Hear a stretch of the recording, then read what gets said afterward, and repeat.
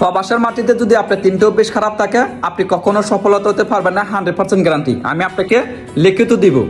Number 1, যেসব শালারা মেয়েদের নেশা থাকে বা খারাপ কাজে জড়িত থাকে, যারা হাবিবি রাখে, তারা কিন্তু কখনো সফলতা হতে পারবে না, নাম্বার 1। নাম্বার 2, যেসব শালারা নেশা জাতীয় কিছু করে বা মদ গাঁজা বিয়ার, যারা গাঁজা টাজা যেগুলো আছে এগুলো জাতীয় যদি নেশা করে তারা কিন্তু প্রবাসের মাটিতে কখনো সফলতা হতে পারবে না, 100% গ্যারান্টি। নাম্বার 3, যারা জুয়ার নেশা আছে, জুয়াকে নিয়ে সারাদিন তাদেরকে নিয়ে দিন যায়, তারা কিন্তু কখনো সফলতা হতে পারবে না। আপনারা দেখবেন প্রবাসের মাটিতে আমার অনেক বাংলাদেশি ভাইয়েরা একটা ফিলিপিনি মেয়ে রাখে, একটা ইন্দোনেশিয়ান মেয়ে রাখে তার বাসায়, তাকে খাবার দিচ্ছে, তাকে টাকা দিচ্ছে, তারা সব কিছু দিচ্ছে ভাই। দিন শেষে যখন বছর শেষে যখন চলে যায় তার কাছে ফলাফল জিরো হয়ে যায়। যা টাকা কামাইছে সব টাকা একটা মেয়েকে খাবে ফেলছে। ওই ফিলিপিনের মেয়ে কি করবে, ইন্দোনেশিয়ার মেয়ে কি করবে, টাকাগুলো নিয়ে তার দেশে চলে যাবে। আর আমার বাংলাদেশি ভাইটা কি করবে, লাস্টে বাড়ি যাওয়ার সময় টিকিটের টাকা নাই।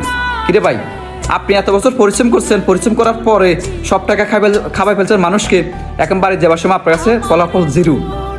তো আপনি দিন শেষে কি বলবেন, প্রবাসের মাটিতে কিছু নাই, প্রবাসের মাটিতে কিছু নাই। আমি আপনাকে বলতে চাচ্ছি ভাই, প্রবাসের মাটিতে অনেক কিছু আছে। আমার জন্য থাকলে আপনার জন্য না কেন? আপনি তো খারাপ কাজে জড়িত ছিলেন, আমি তো খারাপ কাজে জড়িত ছিলাম না। আমি আবার এখানে সবাইকে খারাপ বলিনি, যারা এসব প্ল্যানে জড়িত আছেন আমি আপনাদের জন্য এই ভিডিওটা বানাচ্ছি। 1, মেয়ের নেশা, 2, কোনো জুয়ার নেশা, 3, কোনো মদ গাঁজার নেশা। এগুলোর কাছ থেকে দূরে থাকতে পারলে আপনারা 100% গ্যারান্টি সফলতা হবেন। আর যদি আপনি দূরে থাকতে না পারেন, আপনার লাস্টে ফলাফল হবে জিরো। তো সব প্রবাসী প্লিজ যারা এসব প্ল্যানে জড়িত আছেন একটু দূরে থাকবেন। আপনি এখানে কিছু বছর পরিশ্রম করেন, সফলতা হন, সফলতা হওয়ার পরে আপনার পরিবারের কাছে চলে যান, আপনার ফ্যামিলির কাছে চলে যান, এটা সবচেয়ে বেটার হবে। আপনার এখানে কোনো হাবিবির পিছনে, কোনো মেয়ের পিছনে টাকা পয়সা নষ্ট করবেন না। সব প্রবাসী ভালো থাকবেন, আর ভিডিওগুলো প্লিজ একটু শেয়ার করে দিবেন। আপনি দেখার পরেও অন্যজনকে দেখার সুযোগ করে দেবেন। সব প্রবাসী আল্লাহ হাফেজ, আসসালামু আলাইকুম ওয়া রাহমাতুল্লাহি ওয়া বারাকাতুহু।